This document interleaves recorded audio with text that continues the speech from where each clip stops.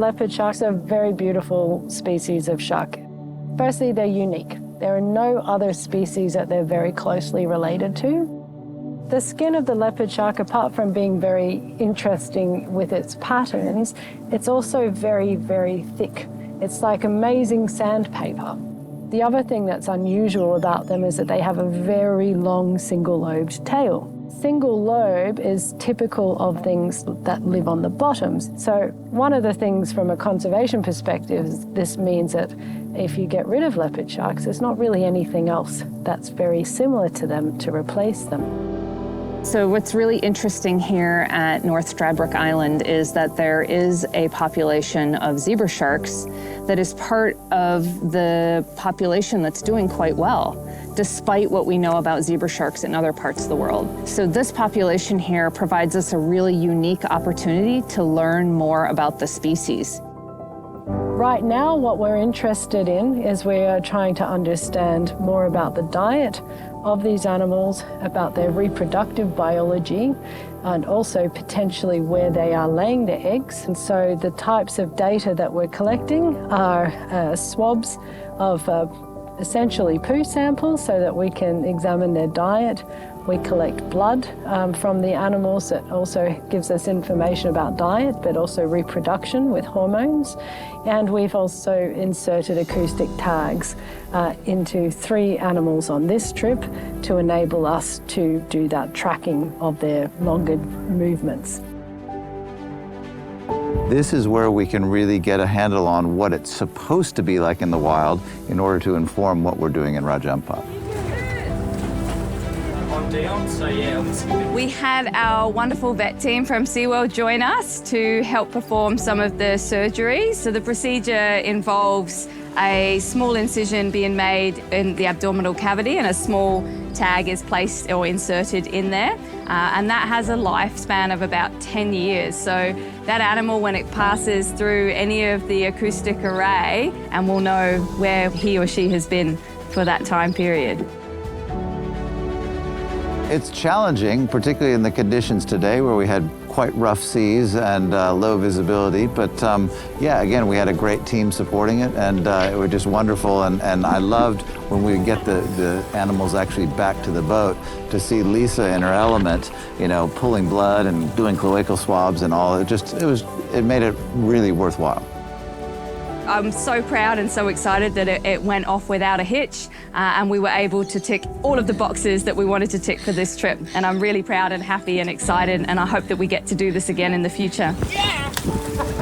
So this has really been a fantastic and ultra productive 2 days, and it's been wonderful to have such a great collaboration. I think everybody at the aquarium was really excited about the prospect of doing this kind of work. I think all of us feel deep down like, yeah, this is what aquariums should do, right? We can share animals with the public and share the wonder of getting to know animals with the public. It's been designed as a consortium from the beginning, and it took people from Indonesia with their local expertise, people from aquariums with their expertise to put it all together. But we're unified by purpose. We all want to see the same thing, which is we want to see the leopard shark swimming back in the waters of Raja Ampat. And so that's really easy to unify when everybody agrees on the mission. It doesn't matter who we work for, we're all able to drive towards that same goal. Ultimately, what we would like to see is that where these animals are occurring, that there's a bigger impact for their habitat as well, so we can have that spatial protection, because these animals live in an ecosystem where things all depend upon each other. So I'd like to see that we are successful with this rewilding project, that we can go back in several years and see wild leopard sharks swimming around in these sites. And we'd also like to extend this to other places where the leopard sharks used to be in good numbers and have also been depleted. This is going to be the year that we really ramp things up. We already have 24 eggs en route to Raja Ampat right now, and most importantly, some of our aquarium partners who have been struggling for a while to get eggs going are suddenly having viable eggs. So we've got Georgia Aquarium coming online, SeaWorld Gold Coast coming online, Sydney's coming back online. We've got some European members as well. So We are at the first embryo stage for the StAR project. So we have 3 leopard sharks. We have 1 male named Romeo. We have our adult female named Juliet, and then we have a subadult female named Indy.